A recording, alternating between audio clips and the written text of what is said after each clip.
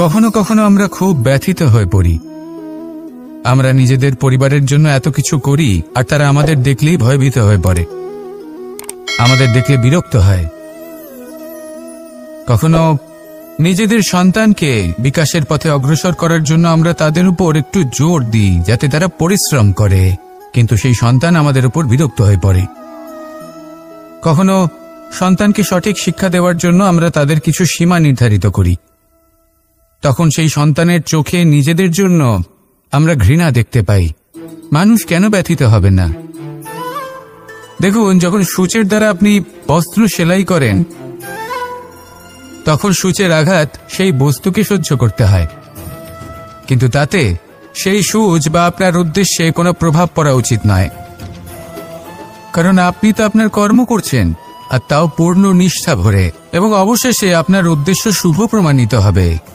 তাই কেউ বিরক্ত হচ্ছে বলে বা কারোর চোখে নিজের প্রতি ঘৃণা দেখার ভয় কখনো পিছিয়ে যাবেন না। কষ্ট না করে বিকাশ সম্ভব নয়। কর্ম করতে থাকুন, সব কিছু শুভ হবে। আসুন আমার সাথে ভালোবেসে বলুন, রাধা রাধা। এই সংসারে এমন কোন আবেগ আছে যা সবসময় কটু বলে মনে হয়, কিন্তু সবার শেষে এটি সব থেকে বেশি মধুর উপলব্ধি প্রদান করে, সব থেকে বেশি মধুর অনুভূতি প্রদান করে। উত্তর পেলেন? পেলেন না? আপনাকে একটা উদাহরণ দিই। যখন মাতা সীতাকে অপহরণ করা হয়েছিল তখন শ্রীরাম অপেক্ষা করেছিলেন 4 মাস পর্যন্ত। উনি খুঁজতে চেয়েছিলেন, কিন্তু উনি ওনার খোঁজ বন্ধ রেখেছিলেন। কল্পনা করে দেখুন ওনার কতটা যন্ত্রণা হয়েছিল। উনি শুধু অপেক্ষা করছিলেন, কারণ তখন বর্ষা ছিল। অনেক দিন পর্যন্ত সূর্যের আলো দেখা যায়নি। উনি জানতেন এরকম সময় বানর সেনার পক্ষে বনের মধ্যে পথ খোঁজা খুবই কঠিন কাজ হবে। সাগর পার করা অত্যন্ত কঠিন হয়ে দাঁড়াবে। তারা হয়তো বনের মধ্যে পথ হারিয়ে ফেলবে। উনি অপেক্ষা করলেন, আর এই অপেক্ষার ফল হিসেবে উনি কি লাভ করলেন? সাগরে সেতু নির্মাণ করলেন এবং মাতা সীতাকে সসম্মানে আবার ফিরিয়ে আনলেন। যদি শ্রীরাম অপেক্ষা না করতেন তাহলে হয়তো এই সব কিছু কখনোই সম্ভব হতো না। এটাই হলো শক্তি ধৈর্যের। এটাই হলো আমাদের কাছে শিক্ষা। এই ধৈর্যই প্রত্যেকবার আমাদের অত্যন্ত কঠিন বলে মনে হয়। ধৈর্য ধরা অত্যন্ত কঠিন, কিন্তু অবশেষে এটাই সব থেকে শ্রেষ্ঠ ফল দান করে, সব থেকে মধুর উপলব্ধি, সব থেকে মধুর অনুভূতি প্রদান করে। তাই ধৈর্য ধরে থাকুন, সব কিছু শুভ হবে। আর তখন এই মন প্রফুল্ল হয়ে বলবে, রাধা রাধা। শব্দ শব্দ আসলে কি? শুধুই কয়েকটি অক্ষরের সমষ্টি, নাকি আমাদের বাণী? এই শব্দ এমন এক শক্তি যা কাউকেই নিজের বশবর্তী করে ফেলতে পারে। শব্দ এমন এক অস্ত্র যা কাউকে ক্ষত বিক্ষত করে দিতে পারে। এই শব্দ হলো একটি নাদ স্বরূপ যা কোনো ঘুমন্ত ব্যক্তিকেও জাগিয়ে তুলতে পারে এবং নিজের লক্ষ্যের দিকে অগ্রসর করতে পারে। শব্দে এত শক্তি আছে যে কারোর মনে এতটা আঘাত দিতে পারে যে সে হয়তো জীবনে আর কখনো এগোতেই পারল না। তাহলে এই শব্দের প্রয়োগ খুব ভেবে চিন্তে করবেন। এবং এই শব্দের মতোই হলো নীরবতা। অনেক সময় এই নীরবতা আমাদের সহায়ক হয়ে ওঠে। অনেক সময় এটা আমাদের অনুশোচনাকে অনেক বেশি বাড়িয়ে তুলতে পারে। ভীষ্ম পিতামহ, অঙ্গরাজ কর্ণ যখন দ্রৌপদীর বস্ত্রহরণ হচ্ছিল তখন এনারা নীরব ছিলেন। দুর্যোধনের বিরোধিতা করেননি, ওকে বাধা দেননি। আর তারপর কি হলো সেটা আপনারা সকলে জানেন। দেখতে গেলে নীরবতা চুপ করে থাকা, কিন্তু যদি কোনো দুষ্টের সামনে চুপ করে থাকেন, যদি তার বিরোধিতা না করতে পারেন, তাহলে এই নীরবতাই অনেক বড় পাপের আকার ধারণ করে। মনে রাখবেন, আর আমার সাথে ভালোবেসে বলবেন, রাধা রাধা। জন্ম এবং মৃত্যু, একটি হলো জীবনের সূত্রপাত, আরেকটি জীবনের সমাপ্তি। এটা হলো একটি চক্র, এবং প্রত্যেক চক্রের মতোই এটাও যেখান থেকে শুরু হয় সেখানে এসেই সমাপ্ত হয়। অর্থাৎ প্রত্যেক ব্যক্তি যারা জন্ম নিয়েছেন তার জন্মের সাথে এটা সুনিশ্চিত হয়ে যায় যে তার মৃত্যু হলো অবশ্যম্ভাবী। এই সংসারে এমন কিছুই নেই যা চিরকালের মতো থেকে যায়। এবার এটা আমরা সবাই জানি। আমাদের কাছে যে জীবনটা আছে, যেটা আমরা যাপন করতে পারি, সেই সময়কালে আমরা কি করতে পারি সেটা গুরুত্বপূর্ণ। এমন কিছু করুন যার ফলে মৃত্যুর পরেও আপনি অমর হয়ে থাকবেন। আমাদের কথা, আমাদের কর্ম এই সংসারে প্রেরণা প্রদান করতে পারে। আর যদি আমরা প্রেরণা নাও জোগাতে পারি, তাও এই সন্তোষ বোধ যেন থাকে যে আমরা আমাদের জীবন ব্যর্থ হতে দিইনি। এই জীবন যাপন করার ইচ্ছেতেই আমরা সময় ব্যর্থ করে দিই।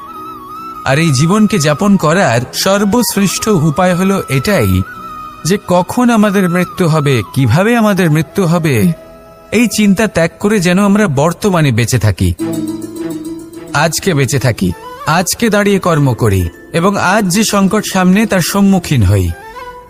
ভবিষ্যতের পথ নিজে থেকেই উন্মুক্ত হবে। আপনার জীবনে অনেক বড় বড় বিপদরূপী পাথর আসবে। সেই পাথরগুলিকে এতটাই দুর্বল করে দিন যাতে সেই পথ আপনি অগ্রসর হওয়ার পরেই আপনার পেছন পেছন যে সেই পথ দিয়ে আসবেন তিনিও যেন সহজেই পাথর চূর্ণ করে সামনে অগ্রসর হতে পারেন। মনে রাখবেন, আপনার প্রচেষ্টারও একটা মাহাত্ম্য আছে। যদি আপনি কোনো কেল্লার শিখরে পতাকা উত্তোলন নাও করতে পারেন, তাহলেও আপনার প্রচেষ্টার যে মাহাত্ম্য তা কখনো কমে যাবে না। সেই জন্য প্রচেষ্টা করতে থাকুন আর আমার সাথে ভালোবেসে বলুন, রাধা রাধা। সিংহ। কথায় আছে সিংহ হলো বনের রাজা, কিন্তু যখন সিংহের তথা বনের রাজার খিদে পায় তখন তাকেও বাইরে এসে কর্ম করতে হয়। কোনো হরিণ নিজে সিংহের সামনে এসে এটা বলে না যে আরে আপনি হলেন বনের রাজা, আপনি আমাকে ভোজন রূপে গ্রহণ করুন, আমি নিজের প্রাণদান করতে প্রস্তুত রয়েছি। এমন তো কখনোই হয় না। সিংহকে গুহা থেকে বাইরে বেরোতেই হয়, বনে ঘুরে বেড়াতে হয়, ধৈর্য ধরতে হয়, বিভিন্ন ধরনের পরিশ্রম করার পরেই তার ক্ষুধা নিবারণ হয়। হরিণ নিজে থেকে তার কাছে চলে আসে না। সেইভাবেই জীবনে কি সাফল্য আমাদের কাছে নিজে থেকে হেঁটে আসে? কখনোই আসে না।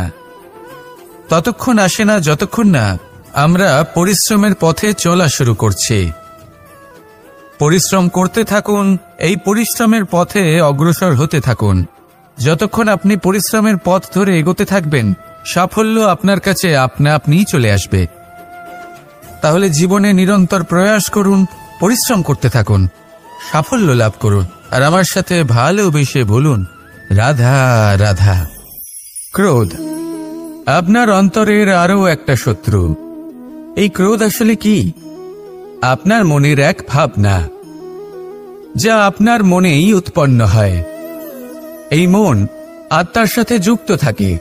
এখন একটা ভাবনা যা আত্মার সাথে যুক্ত থাকে তাকে অনুচিত কেন বলা হয় সেটা বোঝার চেষ্টা করুন। ক্রোধ কখনো কখনো জরুরি হয়, বিশেষ রূপে তখন যখন আপনি সঠিক পক্ষে দাঁড়িয়ে রয়েছেন এবং সামনের ব্যক্তি অধর্মের পক্ষে রয়েছেন আর বিনম্রভাবে মানছেন না।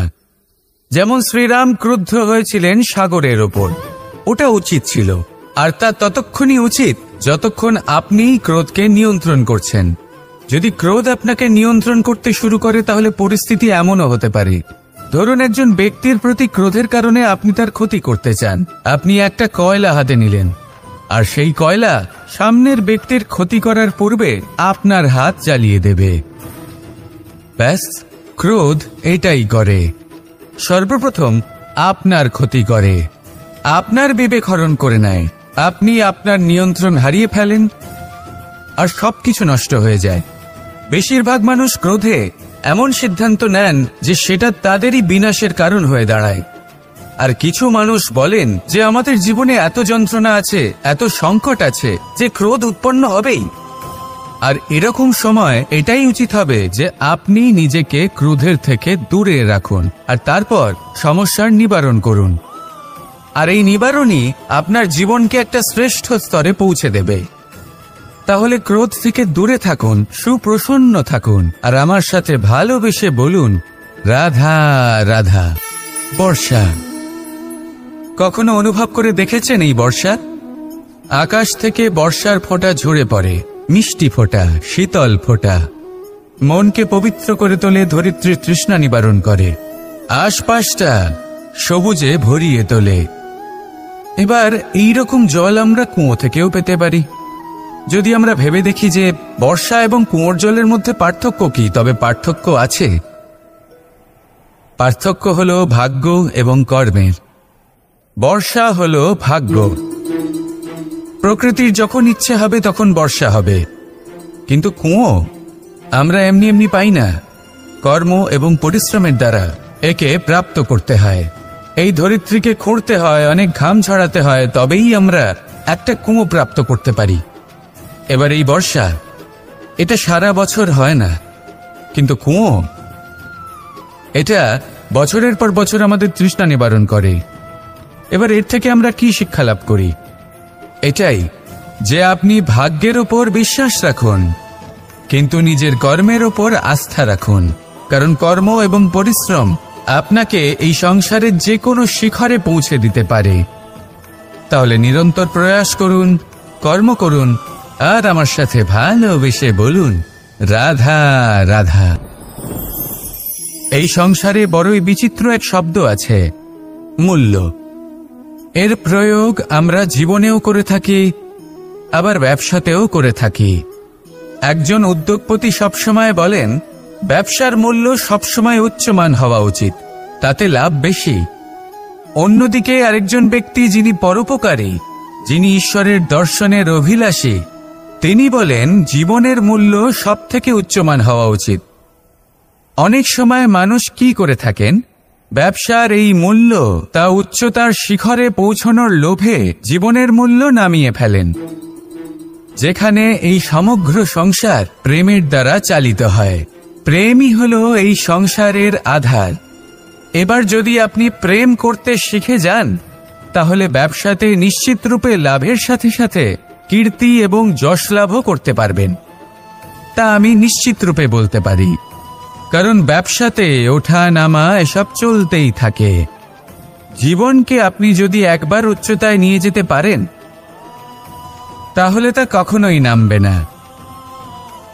আসুন আর আমার সাথে ভালোবেসে বলুন, রাধা রাধা। আমাদের গৃহে অনেক কক্ষ রয়েছে, কিন্তু এমন কি আছে যে একটাই থাকে? আমাদের গৃহের দ্বার। এমন কেন হয়? অনেক দ্বার তো থাকতেই পারে। ভেবে দেখুন, একটা বিশাল ভবন রয়েছে, তার চতুর্দিকে অনেক দ্বার আছে। ভালোই হবে, যাতায়াত করতে সুবিধা হবে, কিন্তু এমন আমরা কেন করি না? এবার আপনি বলবেন যে এটার উত্তর তো সহজ, যতগুলো দ্বার থাকবে ততজন দ্বারপালও থাকবে। কে কখন কোথা থেকে আসবে, কোথায় চলে যাবে, সেদিকে খেয়াল থাকবে না, চুরির সম্ভাবনাও বেড়ে যাবে। যাক, এই বিষয়ে অন্তত আপনি বোঝেন। সেই জন্য আপনার গৃহে একটাই দ্বার রয়েছে। কিন্তু আপনার মনের বিষয় কি জানেন? আপনার মনেও কি কোনো দ্বার আছে? নেই। তার মানে যে কোনো ব্যক্তি যেখান থেকে খুশি আসতে পারে, আর আপনার মনে যা খুশি প্রবেশ করিয়ে চলে যেতে পারে। কোনো বাধার সম্মুখীন না হয়ে কোনো ব্যক্তি আপনার মনে যা কিছু প্রবেশ করিয়ে চলে যাবে, তা সে আমাদের পক্ষে শুভ হোক, অশুভ হোক, বা যতই ঘাতক হোক না কেন। সেই ভাবনা হতে পারে বাসনাময়, ক্রোধে পরিপূর্ণ, মতভেদে পরিপূর্ণ, বিদ্বেষ বা অহংকারে পরিপূর্ণ, বা কোনো ব্যর্থ ভাবনা হতে পারে। বিশ্বের যে কোনো ভাবনা মনে এসে বসবাস করতে পারে। এবার মনে যা ভাবনা থাকবে, মন সেটাই অনুভব করবে। নেতিবাচক ভাবনা যদি মনে ঘর করে, মন সুখ অনুভব কি করে করবে? সেই জন্য আবশ্যক হলো মনের মাঝে ইতিবাচক সত্তার দ্বার গড়ে তোলা। অর্থাৎ কোনো ভাবনা যদি আসে এবং ইতিবাচক হয়, তাহলে তাকে মনে প্রবেশ করতে দিন। যদি তা আপনাকে আর্থিক, সামাজিক, পারিবারিক, আধ্যাত্মিক লাভ দেয়, তাহলে তাকে প্রবেশ করতে দিন। যদি না দেয়, যদি তা নেতিবাচক ভাবনা হয়, তাকে দ্বার থেকেই আবার বেরিয়ে দিন। যত শুভ চিন্তায় থাকবে এই মন, ততই শুভ হবে আপনার জীবন। আর এই মন সুপ্রসন্ন হয়ে বলবে, রাধা রাধা। এবার ধরুন আমাকে দ্বারকা থেকে হস্তিনাপুর যেতে হবে। আর পথে আমি প্রত্যেকটা এমন স্থানে দাঁড়াচ্ছি যেখানে আমার মন আপ্লুত করার মতো কোনো দৃশ্য দেখতে পাচ্ছি, বা কোনো ব্যক্তিকে দেখতে পাচ্ছি, বা কোনো প্রসঙ্গ দেখতে পাচ্ছি, বা কোনো নাটক দেখতে পাচ্ছি।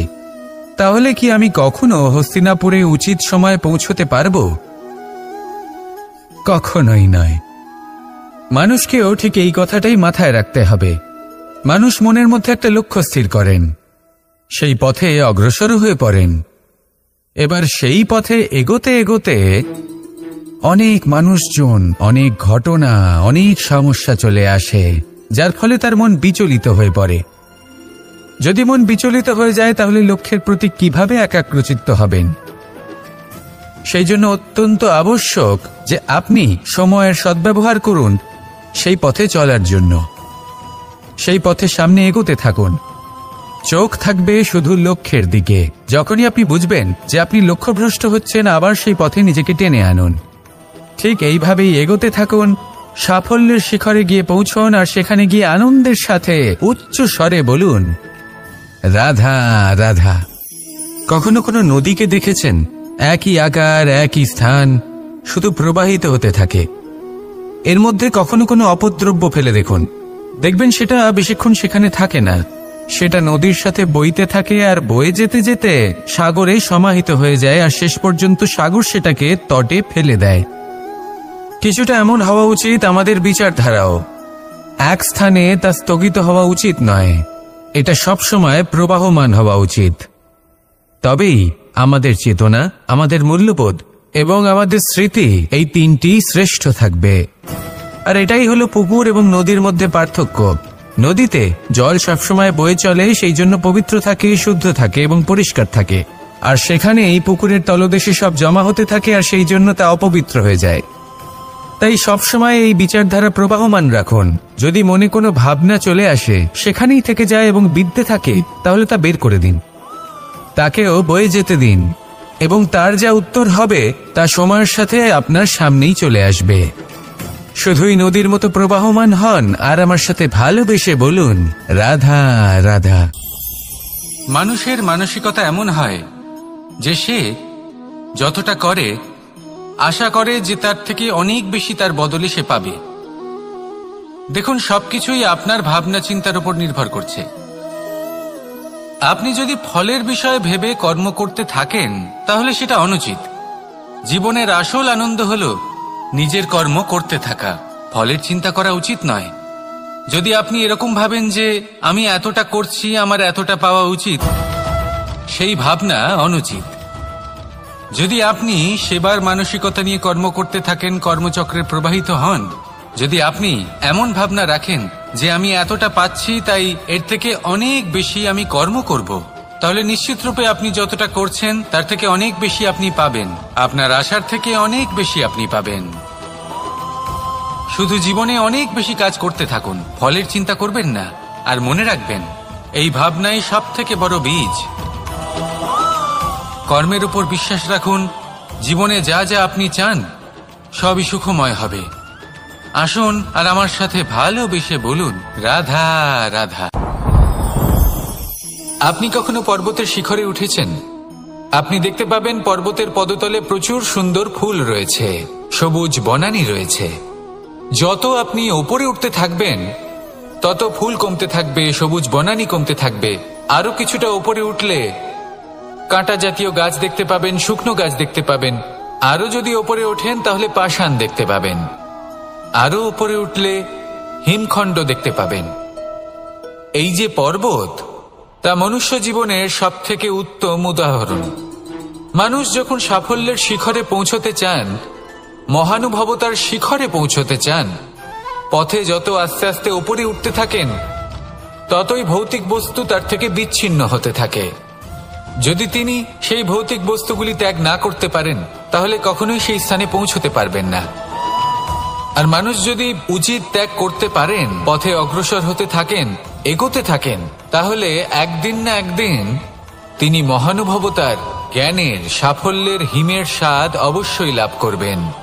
মনে রাখবেন, মানব জীবনের ত্যাগ হলো অত্যন্ত গুরুত্বপূর্ণ অংশ। আসুন আমার সাথে ভালোবেসে বলুন, রাধা রাধা। আপনি কখনো কোনো বাজকে নিজের বাসা বানাতে দেখেছেন? এই বাজ যখনই কোনো বাসা বানায় তখন উঁচু গাছের ডালে বা কোনো পর্বতের শিখরে বাসা বানায়, অনেক উচ্চতায়, আর সেখানে তার সন্তানও জন্মগ্রহণ করে। যখন এই সন্তানেরা জন্মায় তখন এই বাজ খুবই ভালোবেসে এবং খুব সাবধানে এদের পালন পোষণ করে, নিজের ঠোঁট দিয়ে তাদের ঠোঁটে খাবার পরিবেশন করে। কিন্তু যেই সেই সন্তানেরা হৃষ্টপুষ্ট হয়ে যায় এবং সেই কথা বাজ নিজে বুঝতে পেরে যায়, সেই বাজ নিজেই সেই বাসা ছিন্ন ভিন্ন করে দেয়। সেই সন্তান যাদের সবেমাত্র ডানা গজিয়েছে, কিভাবে উড়তে হয় তারা জানে না, সেই সন্তানগুলিকে উচ্চতা থেকে ঠেলে দেয়। সেই সন্তান প্রথমে ভয়ভীত হয়ে যায়। তারা সামনে মৃত্যুকে দেখতে পেয়ে ভয়ের কারণে তাদের ডানা ঝাপটাতে থাকে, আর সেই প্রক্রিয়াতে সেই সন্তানগুলি উড়তে শুরু করে দেয়। এবার এই ঘটনায় আমরা কি শিক্ষা পেতে পারি? এটাই, যদি আপনি মাতা পিতা হন তাহলে নিজের সন্তানকে অবশ্যই স্নেহ করুন, কিন্তু তাদেরকে নিজের আঁচলের তলায় বেঁধে রাখবেন না। যদি আপনি চান আপনার সন্তান জীবনে উন্নতি করুক, তাহলে নিজের মুঠো থেকে তাদের স্বতন্ত্র করে দিন, এই সংসারে সংঘর্ষ করতে দিন। সেই সন্তান নিজেই বুঝতে পারবে যে জন্মের সময় পাওয়া ডানা কি করে ব্যবহার করতে হয়, আর আপনার চোখের সামনে আপনার সন্তান এই আকাশে উড়তে থাকবে।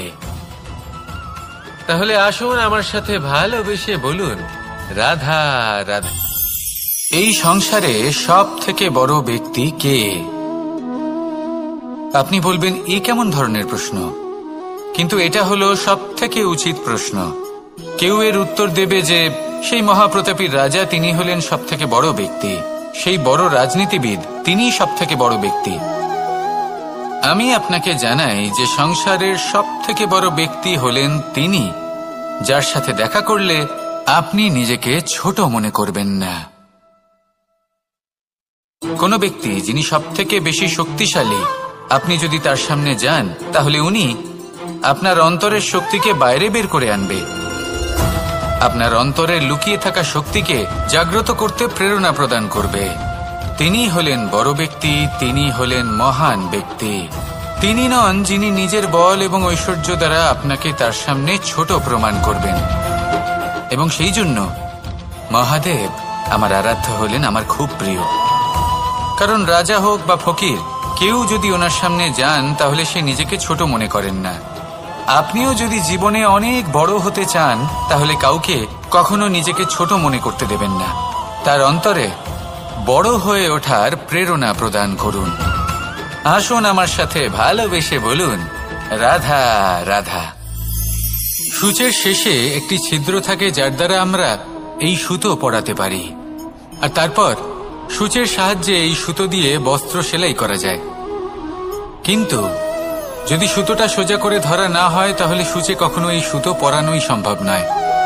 যদি এতে কোনো গিঁট পড়ে তখন তা কখনোই এই ছিদ্র দ্বারা প্রবেশ করা সম্ভব নয়। ঠিক এইভাবেই যদি আপনি কারোর জীবনে প্রবেশ করতে চান, কারোর অন্তরে প্রবেশ করতে চান, তাহলে আপনাকেও সহজ থাকতে হবে। এতে কোনো গিঁট থাকলে চলবে না, অর্থাৎ মনে যাতে কোনো মালিন্য না থাকে, যেন কোনো কুচিন্তা না থাকে। যদি এসব থাকে তাহলে আপনি কখনো কারোর জীবনে প্রবেশ করতে পারবেন না। আর যদি কোনোভাবে আপনি প্রবেশ করেও যান তাহলে তার মনে ঘর করতে পারবেন না। নিজেকে এই সুতোর মতন করে তুলুন, সহজ। মনে যেন কোনো কুচিন্তা না থাকে, সবার প্রতি যেন সদ্ভাবনা থাকে, শুভ চিন্তা থাকে। এমনটা করতে থাকুন। এমন একটা দিন আসবে যেদিন এই সমস্ত সংসারের ব্যক্তির মনে আপনি বাস করবেন, আর তখন এই মন প্রসন্ন হয়ে বলবে, রাধা রাধা। কথায় আছে যে এমন কোনো অক্ষর নেই যার দ্বারা কোনো মন্ত্র হয় না, এমন কোনো বনস্পতি নেই যা নিজেই একটা ঔষধি নয়, পৃথিবীর এমন কোনো ব্যক্তি নেই যার মধ্যে কোনো যোগ্যতা থাকে না। শুধু প্রয়োজন হলো যে ব্যক্তিকে আমরা খুঁজে চলেছি তাকে সঠিকভাবে চিনে নেওয়া। যদি তার যোগ্যতা, তার বিশেষত্ব আমরা বুঝতেই না পারি তাহলে আর লাভ কি রইল? এই সংসারে এমন অনেক ব্যক্তি রয়েছেন যারা ছোট ছোট অসফলতার কারণে আপনাকে এটা বলে দেবে যে আপনি কোনো কাজের নন, আপনি হলেন মূর্খ। আপনি কিছুই করতে পারবেন না। এইসব কথায় কখনোই বিশ্বাস করবেন না, কারণ আপনি এবং প্রত্যেকটি জীব এই পরমাত্মা এবং এই প্রকৃতির সৃষ্টি, যা অত্যন্ত বিশেষ। যদি আপনাকে উদাহরণ দিই তাহলে একদিকে আছে তরোয়াল, একটা বড় লম্বা তরোয়াল, যার দ্বারা যুদ্ধ করা যায়, জয়লাভ করা যায়। আর অন্যদিকে রয়েছে একটা ছোট্ট সূচ, কিন্তু যে কাজ একটা ছোট্ট সূচ করতে পারে তা একটা তরোয়াল দ্বারা সম্ভব নয়। এর অর্থ হলো এটাই যে প্রত্যেকটা রচনা অত্যন্ত অমূল্য এবং অত্যন্ত বিশেষ হয়। তাহলে বিশ্বাস রাখুন যে আপনি অত্যন্ত বিশেষ একজন, আর প্রেমের সাথে বলুন রাধা রাধা। এটা হলো ধান গাছ। এর থেকে যে চাল উৎপন্ন হয় তা মানুষ গ্রহণ করেন। আর এটা কি? এ হলো জংলি ঘাস। একবার ভেবে দেখুন, যদি এই জংলি ঘাস ধান গাছের আশেপাশে থাকে তাহলে কি হবে? ধান উৎপন্ন হতে পারবে? তা উৎকৃষ্ট হতে পারবে? আমরা কি তা গ্রহণ করতে পারবো? কখনোই নয়। এই জংলি ঘাস ধানকে নষ্ট করে দেবে, কিন্তু নিজে জীবিত থাকবে। এটাই হলো আজকের শিক্ষা।